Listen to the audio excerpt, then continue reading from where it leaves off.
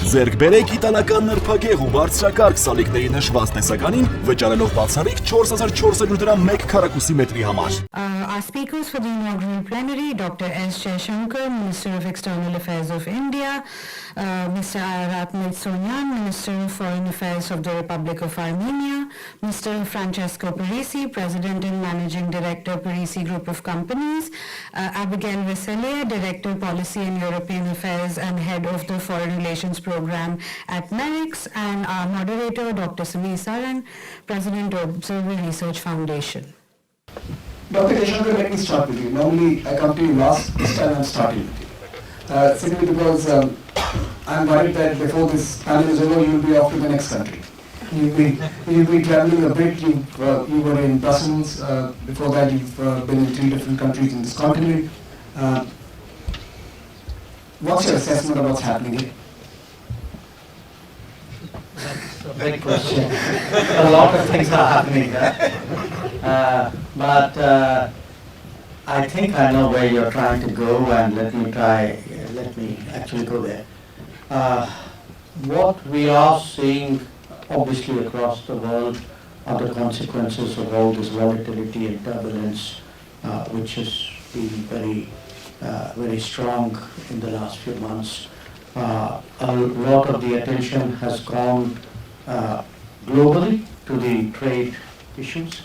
I think in Europe, almost equal attention has gone to security issues, alliance issues, but to some extent political issues, the political ideological issues, and I would even say really, what kind of world is it going to be? I mean, how will nation states behave? How will they relate to each other, etc. So that's what's happening. Now, we all have a business to do. And our effort, the reason why I was, for those of you who don't know, on my last trip in Holland, Denmark and Germany, which was in the middle of last month, and I'm here now in Belgium, both Belgium and EU, in France, and then we go on to Cyprus and later on to Croatia. So the reason why we are putting so much focus on Europe right now is that we can see there's a very sort of big, almost a quantum jump into multipolarity. There's a realization in Europe that a lot of its problems and solutions will have to be analyzed and thought through by Europe itself. And so a Europe which is today more self-aware, which is more self-reliant, which is more strategically autonomous, will obviously want to look for partners who think similarly and can work with Europe in that respect. And I think that gives a kind of an additional impetus to India-Europe relations, which were evolutionary, but I predict a very sharp acceleration in that. A good example is really what I was discussing the last 2 days in Brussels. We made very strong progress in our free trade agreement negotiations. We are seeking to conclude a defense and security partnership with the European Union. We are looking at a space remit. We have individual agreements with individual states of Europe on mobility of talent. We are now trying to see if we can get it across, some kind of understanding across the entire Union. Again, of course, a lot of discussion about connectivity, because if you're going to do more business and as I said, we're all trying to de-risk the global economy and stabilize the global economy at that time. So connectivity is very much part of that conversation. So that's the kind of picture I like to present. And in this conversation, and I know maybe you can't respond to this, but I'll still ask, how soon can we expect that FTA, that elusive FTA? No, well, it's not elusive, it's painstaking. I think we have set ourselves the goal of trying to complete it by this year. And I'm told I don't have direct jurisdiction over it, but I'm told that half the chapters are done, and of the remaining half, considerable progress has been made. Our trade ministers have met 3 times in the last 6 weeks. I think we will see another round of meetings probably by the end of this month. There is, I would say, a certain urgency and a certain energy, which is different. I would say, I think, the negotiators and the stakeholders are reacting to what is a global environment where the importance of doing this FTA has become that much more. Let me turn to the minister from Armenia, Minister Mիրզոյանը. When I was preparing for this panel, I happened to be in Yerevan, and I heard a Prime Minister speak. And his speech, which he gave in a very Steve Jobs style, with a clicker in his hand and presentation on the screen, was all about connectivity. And in some sense, Minister Jaishankar just spoke about the importance of connectivity to actually diversify and build resilience, right? So, how does Armenia, which has an Asian geography and a European soul, I don't know how best to describe it, but maybe this could be a good description. How does Armenia see this new moment, where there is a thirst for connectivity, thirst for diversification, and a role for countries? Well, thank you for the question. First of all, my condolences to the families of those who lost their lives in this plane crash, and thank you for the invitation. The first thing that I would like to constitute is that Armenia is very much pleased to see that France and India have already become strategic partners, and Europe and Indo-Pacific are very much have mutual big interest to deepen their ties. And this sense of satisfaction has, of course, its reasons. The first obvious thing, we do have strategic relations with France, and we are deepening our relations with the European Union, and we do have strategic relations with India, and we are, again, deepening very much our relations. And the second obvious reason, when you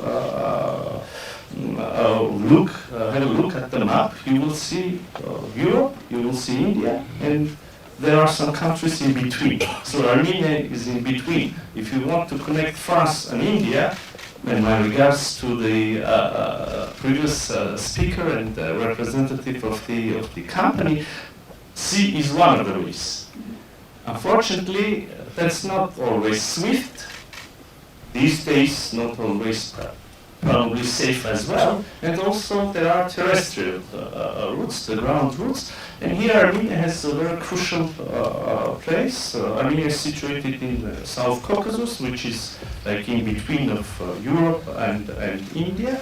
We are promoting connectivity projects, we are investing huge money in our infrastructure. Also, Armenia has 4 neighbors: Georgia in the north, Iran in the south, Azerbaijan in east, and Turkey in west. So we have excellent relations with 2 of the 4 countries, Georgia and Iran, and we're trying to normalize our relations with Azerbaijan and Turkey with the understanding that we're going to open the borders, have railway connection, and if we even gave us a very specific name to this project, the infrastructure part, Crossroads of Peace. So we are trying to create an environment of peace and prosperity around Armenia so that everyone could benefit, not only Armenia, not only Azerbaijan, Turkey, Georgia, Iran, but in a larger region. So if you want to connect India with France, I must say you have to pay also attention what is in between, and there is a space, an environment there where you can have a rest, refuel, and then continue your trip. Minister, the broader connectivity projects today are also looking at digital connectivity, knowledge connectivity, innovation connectivity. I've been very impressed with the Armenia startup sector, the technology sector. Do you think there is now a business case for actually looking at the hubs in Europe, such as France, Bangalore and other hubs in India, and of course the new centers of tomorrow, such as Armenia? Absolutely. So this is another direction where we are investing very much, and we have, there are several preconditions, and probably the most important is that we have the human resources, the people, the talents who are in this business, and secondly, we have electricity for data centers, for the infrastructure. So only this is another interesting coincidence. But 2 days ago, we announced an establishment of a huge AI project in Armenia with participation of French Mistral, NVIDIA, and several other actors. And this is only one of the examples. So again, when you look at to AI, when you look at the IT and cooperation in this source, Armenia is a safe haven for 100%. And just to inform all of you, France hosted the AI Impact Summit last year. India is going to be doing it in February next year. So there is a continuity in terms of partnership even there. Let me turn to Abigail first and our European colleagues. So we moved from Asia to the middle of Asia and Europe, and now we're coming to Europe. Abigail, you heard the minister speak. You've been in conferences recently, and I saw you were quite busy in certain discussions. We say the right things. There is a complaint, there is a criticism that India and Europe say the right things when they're in the same room and to each other.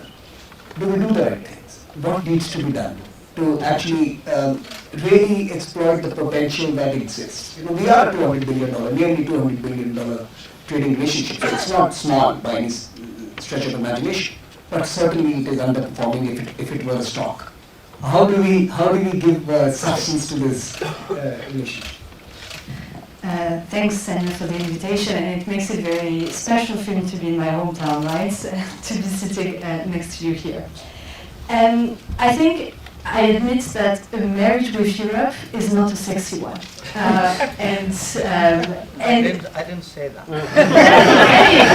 But basically, we speak a lot about it. In principle, we look like a couple, but actually it's not sexy at all. And but what Europe has to offer at the moment is something solid, something predictable, and something long-term. So there is a momentum on both sides, right? Because when you think solid, when you think long-term, and when you think predictable, you're like, I made it a long way. And for that to happen, I think there needs to be trust, and with trust comes this question of hedging. And at the moment, the big question, and something we haven't heard, is the term US, it's the term China, and it's Russia. And it's the question of, for Europeans, if tomorrow China comes with a red carpet, what are we going to do? And I think this can have impacts on the relationship with India. It's vis-à-vis the US, we are in these negotiations. I think all of us spend an incredible political capital in negotiating with the US. We do not know where this is going to land. And is this going to have an impact on the relationship? Yes, of course. And then the question of the war in Ukraine and the Russia dimension, right, which is key for us at the moment. The second element is, if you want to make this marriage last, then you need to be comprehensive. And in being comprehensive, Europe is a fantastic trading partner. This is what we do best, probably. And today, what we come to do best as well is to invest in the security and defense partnership components. And I have to say, a year ago, when you would go to European leaders and say there are linkages between the Indo-Pacific security theater and the European security architecture, everyone was raising eyebrows. And for us as China specialists, this was like, this is obvious. And now you have European leaders that are convinced by it. You have President Macron at the Shangri-La going all over about the interlinkages of the theater and the fact that Europe is going to be a security and defense partner for the Indo-Pacific countries. And we are in a moment where the Americans no longer believe it. And a year ago, I can tell you, we had the Biden administration on our back saying there are linkages, and now today we had Esquets at the Shangri-La, not even mentioning the fact that Europe have basically security and defense interests in the region, when today 40% of our trade is actually going through the South China Sea. So we need to have the Indo-Pacific partners recognizing today that Europe is becoming a security and defense partner that matter, and to make it concrete, the list is extremely long, but there needs to be this recognition that we do not only matter for trade, we also matter for security and defense, and we can look good and we can be sexy with it. Look, I think that's a valid point. Sexy European is exactly what the word has been waiting for. But if we go beyond that, let me ask you a question. The complaint is, the refrain is, that eventually security and sovereignty have a deep relationship. And EU is a big actor when you club up. But when sovereignty comes into play to ensure certain consequences of relationships, there are largely a bunch of smaller countries. And in that sense, EU as a security actor is a question I want to ask you. That can EU be a security actor? Europeans have always been security actors. Look, we were colonized by Europeans, so we understand both your trading and your security prowess. But the fact here is that can Brussels be a security actor, or will we continue to have to rely on France, for example, as being the only real sovereign strategic capital in this world? So that's the question. Okay. As a French and a former European official, I'm convinced that yes, Europe can be a security partner per se. And I mean, it's coming to what the minister said, right? There is this political momentum in which we are, which is quite unique. And basically the fact that there is now a commissioner that has a mandate to do that, the SAFE program on which we are planning to basically rebuild our defense industrial capacity, is 150 billion euros, right? And this is going to be concrete. This is money that we are ready to put at the table, and within this efforts to basically rebuild the defense industrial base of Europe, we are welcoming our strategic partners. And in that sense, I think India has a special footnote in what Europe has prepared to rebuild its defense industrial space. Thank you. Let me turn to Francesco. Sorry to keep you waiting, Francesco. We are coming to business last, but it should be business first. Let me ask you that question. Being a chairman of an association of those interested in the maritime industry in Italy, being a CEO yourself and heading your group, how bullish are businesses on this new special kind of a relationship that India and Europe want to develop? Why is India and the Indo-Pacific important to a company like yours or an association like yours? Thank you very much. Thank you very much for inviting me to this panel. And after I was mid-March at the Raisina dialogue in New Delhi, which was a beautiful experience for me. Yes, I represent an association of private business in my region. My region is the northeastern part of Italy, surrounding the seaport of Trieste. And we have established this association to promote IMEC, to promote it at political level and business level, locally in Italy and in the European Union.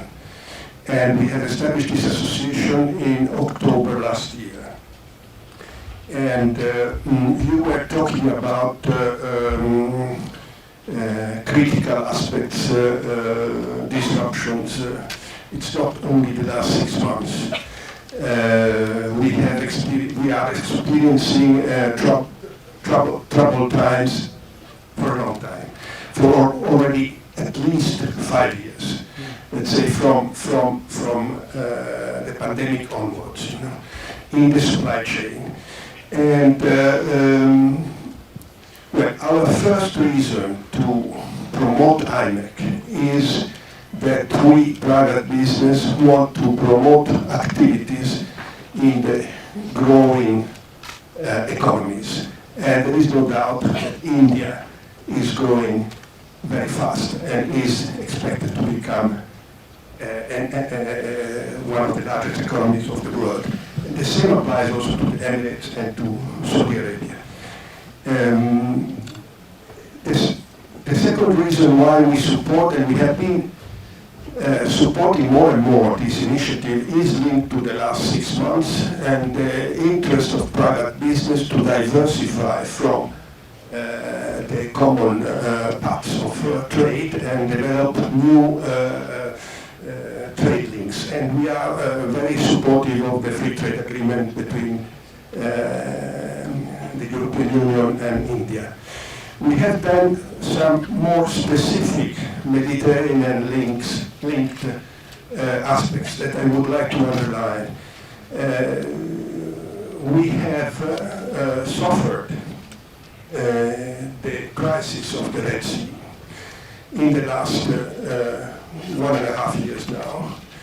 And we have understood how fragile is that route, with at least 2 choke points, Bab el-Mandeb and Suez Canal.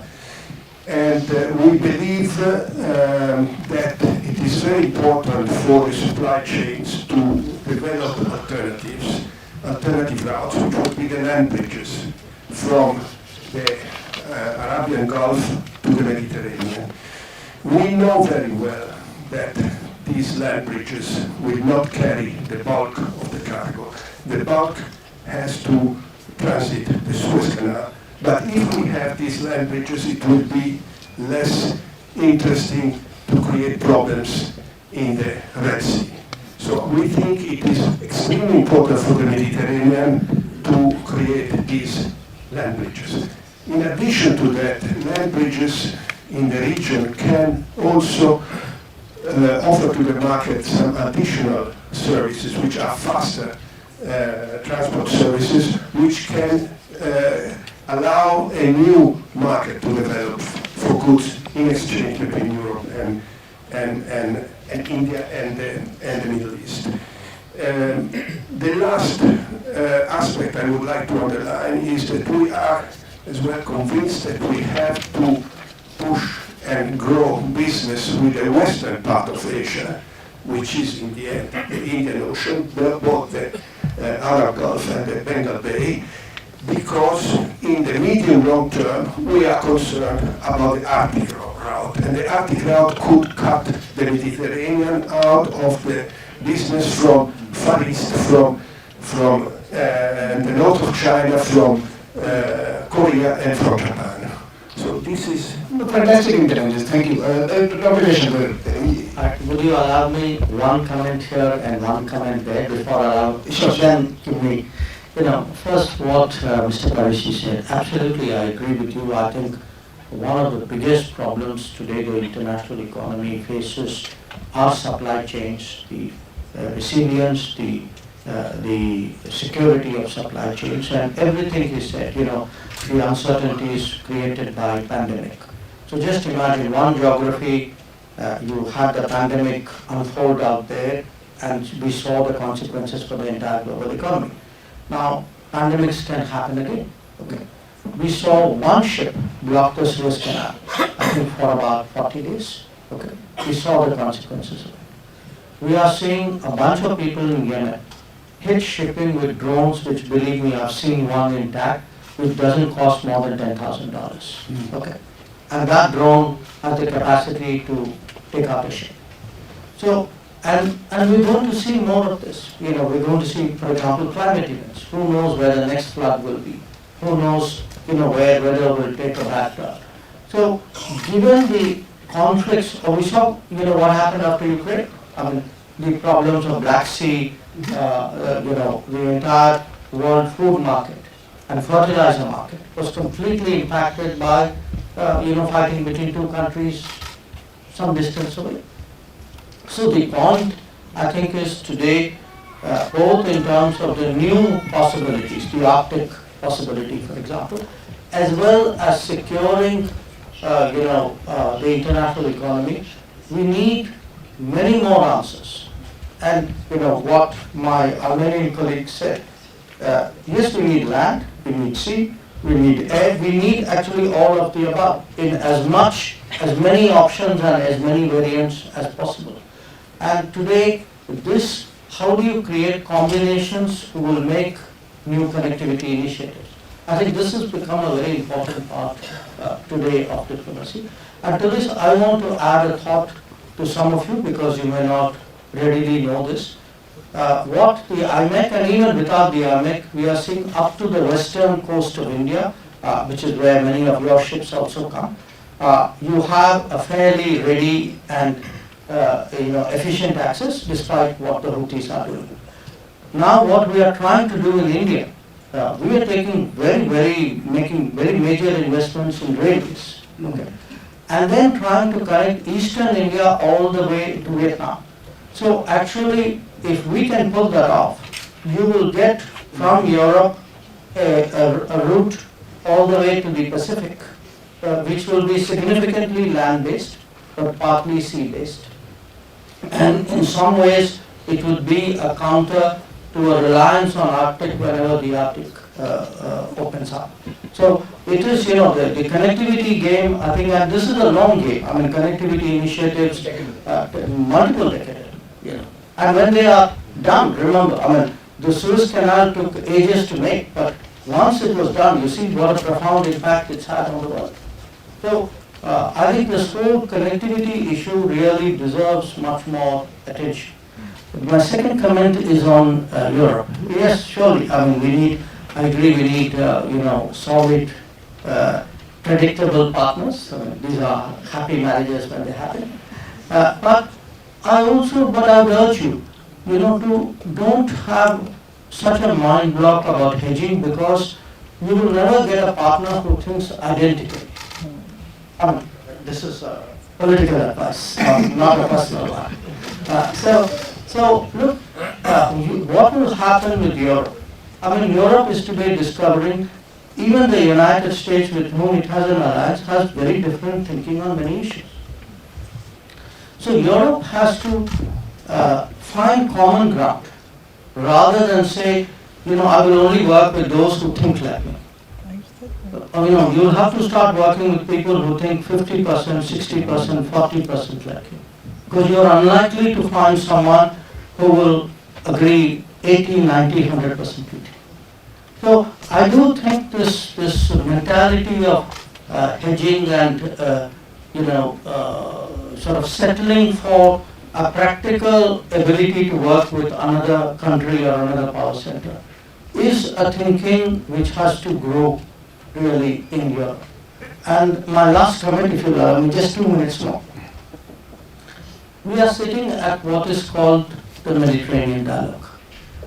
I don't know how many of you have thought about India as a country with Mediterranean interests. I don't know how many Indians have thought about our Mediterranean interests. So let me give it to you in 4 or 5 parts. There are 460,000 Indians who live around the Mediterranean. Our trade with Mediterranean countries is roughly about $80 to $85 billion a year. The Indian companies operate a port in the Mediterranean, and they're building an airport in the Mediterranean, probably more. We source fertilizers in a very big way out of the Mediterranean. We have military relationships with some Mediterranean countries, in fact more than a few. Our water technology has been significantly influenced by Mediterranean countries. Many of our submarine cables go through the Mediterranean. And we've spoken about connectivity. We even have peacekeeping forces deployed in the Mediterranean, in the littorals of the Mediterranean. So don't think of us as a country far away, and here is the Mediterranean and there is India. We are in the Mediterranean today, and that is why we are sitting here. What happens in this part of the world? I mean, when I look at the last few years, I've seen my Prime Minister actually pretty much visit the Mediterranean, and he is going to be here fairly soon. So the point I'm making is that there is today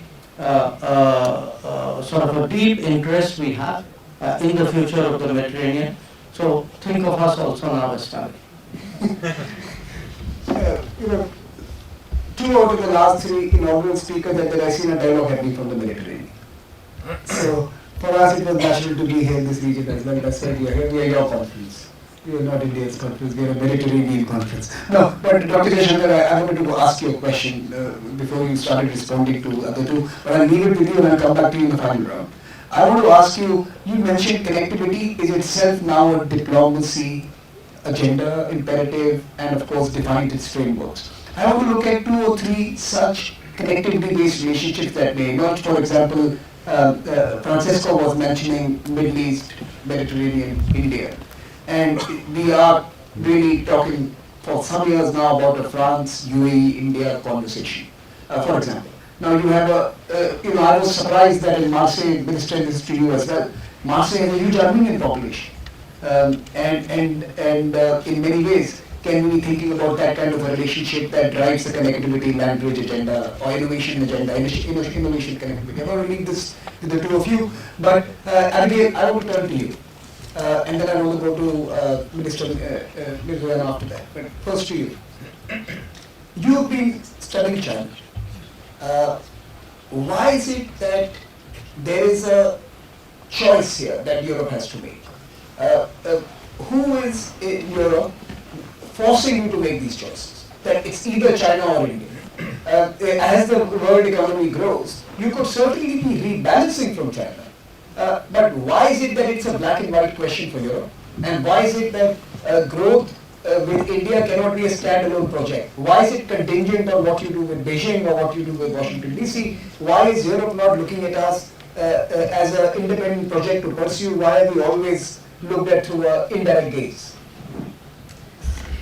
I think we are becoming a geopolitical partner, right? So we look at the world as a whole and we look at the quality and the security of the partnerships we are building. And this is why hedging is not going to work out. When we look at the relationship we have with China, it's basically it's our second trading partner. We have a degree of interdependency with China that is pretty high. And what Europe has been doing for the past 7 years is to look at the trade relationship and say, okay, this 70% of our trade is okay and this is going to continue. And then there is 30% where we have national security interests that are at play and where there we do need to address the relationship we have with Beijing. And so the question of how do we look at India and is India-Europe relationship a standalone project? Yes, it is. But right now there is a question for me, which is this momentum that we are having in Europe-India relationship is driven by a geopolitical moment. It is driven by the fact that what we are both after is a degree of predictability. For us, what we are after is diversification, and India can play a role into that. I heard everyone saying we need to secure our supply chains. This is more or less what everyone has said on this panel, and this is very important, right? So all the trade routes, we do need to make sure that we bring a degree of security in that. And for that, you do choose the partners with whom you are going to do that. And to put that into perspective, which also brings the question of what can we do more together, today China refines 100% of the critical raw materials that we have and that we need for our defense industrial base. It's a big issue for Europe. It is becoming a big issue because the US and China are escalating over export licensing on these critical raw materials and rare earth. So the question is, for example, if we consider that we put aside this question of hedging, because this is one of concern, can we think about joint procurement? Can we think about a joint strategy in stockpiling? Because it's out of necessity, because this is something where both India and Europe have a problem. We have a joint interest. We have some kind of shared values that we want to cement the relationship we have on, and we have geostrategic necessity. Okay. So looking at some critical sectors, ambitious projects to kind of create symbols of this new relationship. Minister Myrzoyan and to Dr. Jaishankar, what are some interesting ideas for these new plurilateral groups for connectivity that can shape the future? What are the kind of partnerships that could really cement this new moment?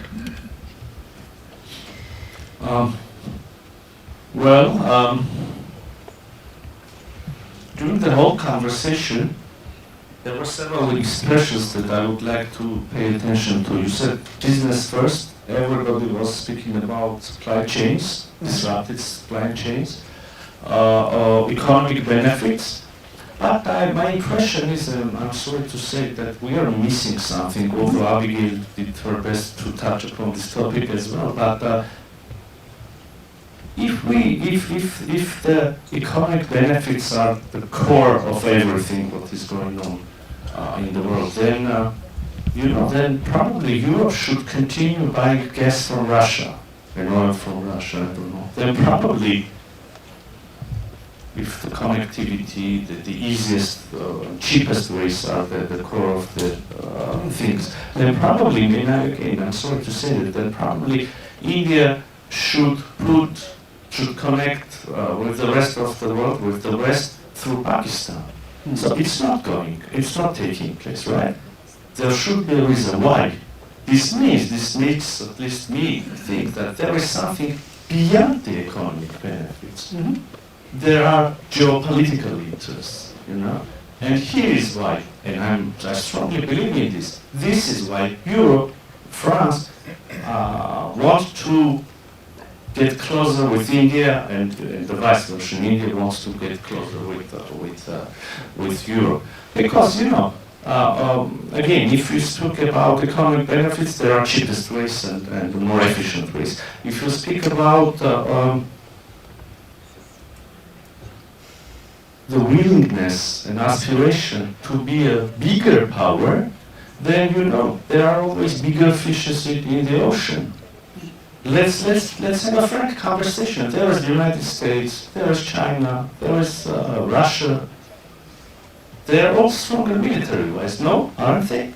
So behind this mutual aspiration to be closer to each other, I also see some geopolitical aspiration by India and by Europe, and I see a wish to have a stronger saying in geopolitical affairs. And this is fair. But to justify this wish, I'm a third country, not EU, not India, I'm Armenia, right? Why I want to back these aspirations, why I want to support? Because I see some justification behind these aspirations to have stronger and more just and more fair international order. International order is disrupted, starting from pandemic and then the war in Ukraine, and that's why the world went crazy, right?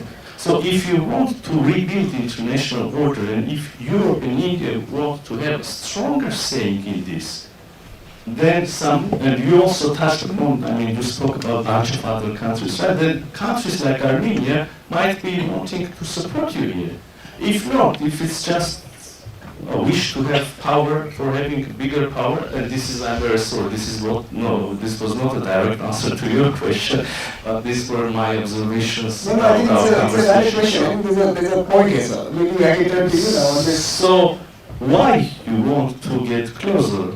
Maybe you share the ideas and then we will support. So connectivity has to have an intrinsic values link as well. I think that's the proposition. Right? That's it, because India is the strongest democracy, right? And EU is the continent or company or club of countries with strongest democratic institutions. But we see also that we see also that the European EU countries are starting hesitating. No, is everything okay within Europe?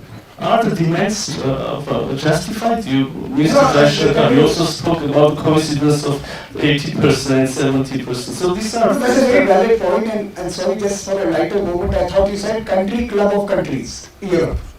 That's why I heard it like that. I thought maybe Europe in that sense is an interesting collection. But you're right, democracy's values, the larger intent and purpose. Dr. Dashaka. No, I think it's a very relevant answer. Because I totally agree that one of the things which has gone wrong with the world is a kind of cost determinism by which choices have been made. And the result of that cost determinism is we have ended up with an over concentration of capabilities in one geography which is creating problems for everybody else. I again join my colleague in saying it's not just price points and economic efficiencies, particularly in the digital era, which is very different from a manufacturing era. I think there are many other sensitivities, even embedded in products and services, which make value, which makes a concept like trust today very important. What do we mean by trust? Trust means intuitively we are comfortable with each other. So how do you get that comfort? Sometimes, as Mr. Mizrayan said, by having similar values, similar approaches. Sometimes by saying, okay, in my difficulty, who supported me? Or in my security needs, who was willing to go the extra mile? So, and this is for real. It makes a difference. I mean, we are in Europe right now. There's no question, for example, that in Europe, for us, in many, many ways, France is the most trusted partner. Now, it didn't happen because one day people got up in the morning and said, oh, that's the choice I'm going to make. It was over a set of experiences. So, let us say we've just come out of some security episodes right now. When I look at, okay, who stood by us, who would I trust, or with whom am I comfortable, it will surely have consequences on my choices and on my decisions. So I do accept his point. Cost does matter. I'm not saying businesses don't, but I think increasingly we have to balance the pure cost factors with with longer term security, comfort, value factors. My only limited point is, look, you're not going to on India, you're not overnight going to get 100% agreement on everything. You will have to grow it. Take the steps. Yeah, you're going to grow it by steps. Francesco, you've been hearing this conversation. Intuitively, what do you think about relying on certain geographies? Is it efficiency? Is it diversification for economic purposes? Or are you also looking at what Minister Mizrayan mentioned, something beyond just the bottom lines, something that you believe into?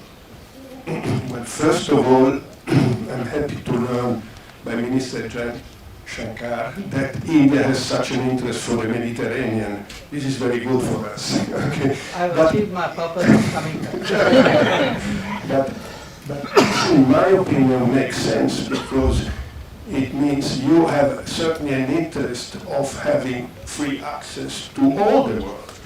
And the experience of the Red Sea of the last 1.5 years has really created big concern in those countries facing the Mediterranean.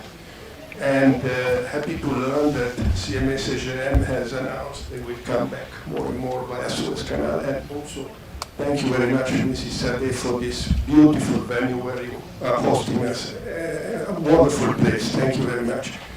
Now, I think, I cannot enter into your type of consideration, but I believe what is clear nowadays is that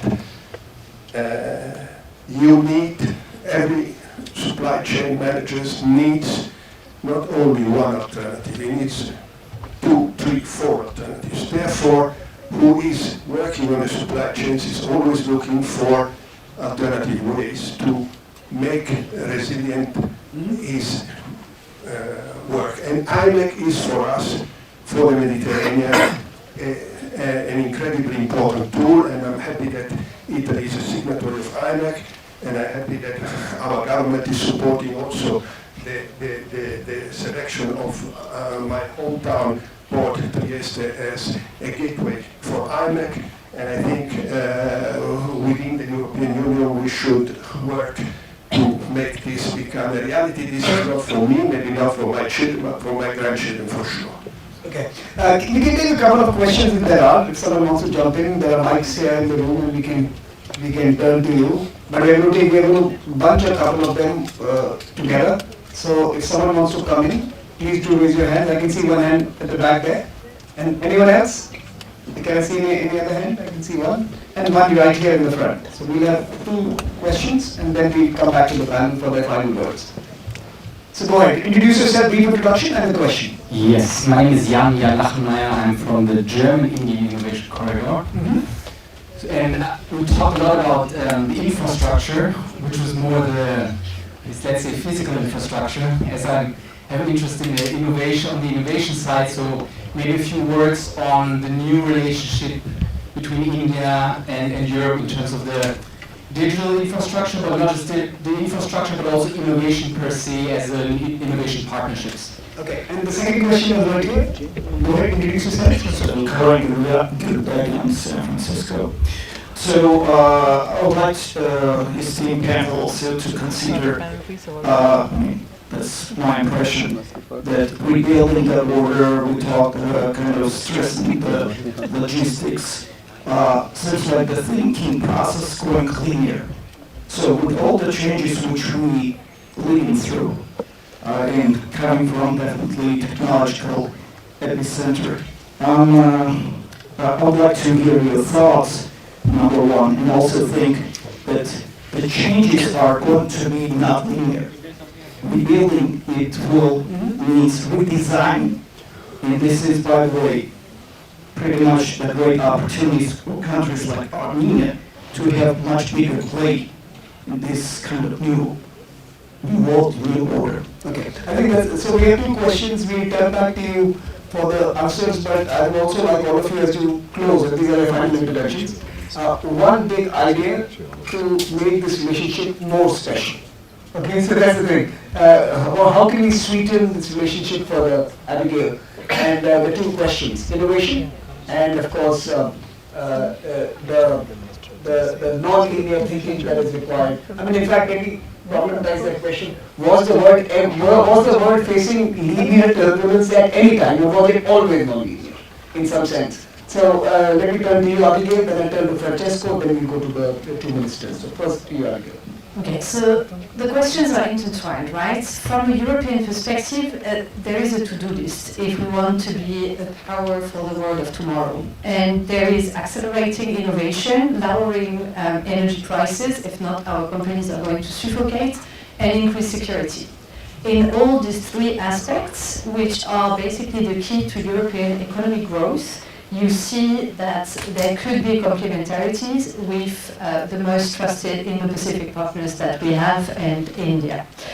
So research and innovation, we do need Indian mobility, we do need the skills, the talent, and we need to have that exchange, and we need the Indian market. So basically for innovation to work out, that's going to be key.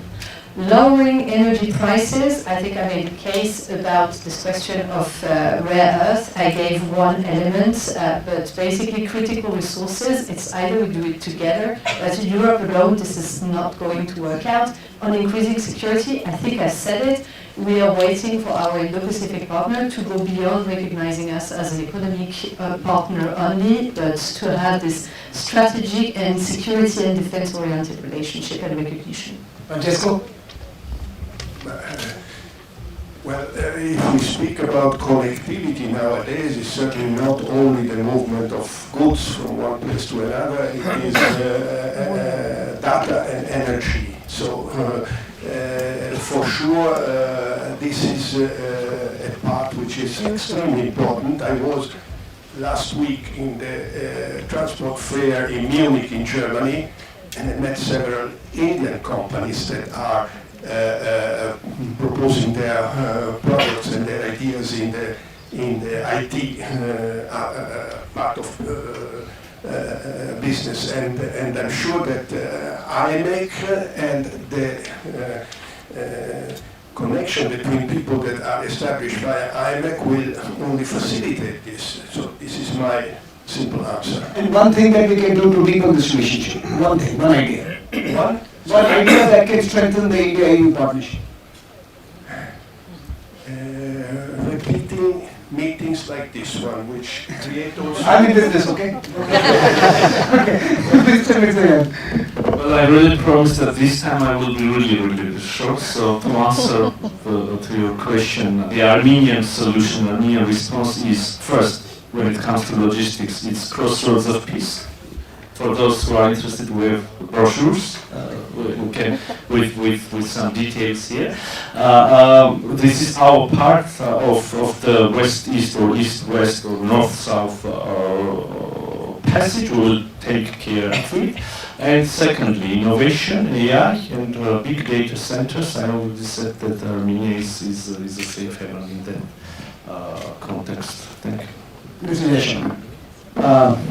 The question, what is the one big idea for India and the European Union? I see the FTA not as a big idea. I think it's a foundation which will enable us. I would say the big idea is probably in the digital sphere. And to me, it would be a combination of how we, align on AI, on semiconductors, on fintech, on education, and on talent mobility. I think if these 5 parts really come together, I think you have the kernel of what is a very big idea and a big game changer in the relationship.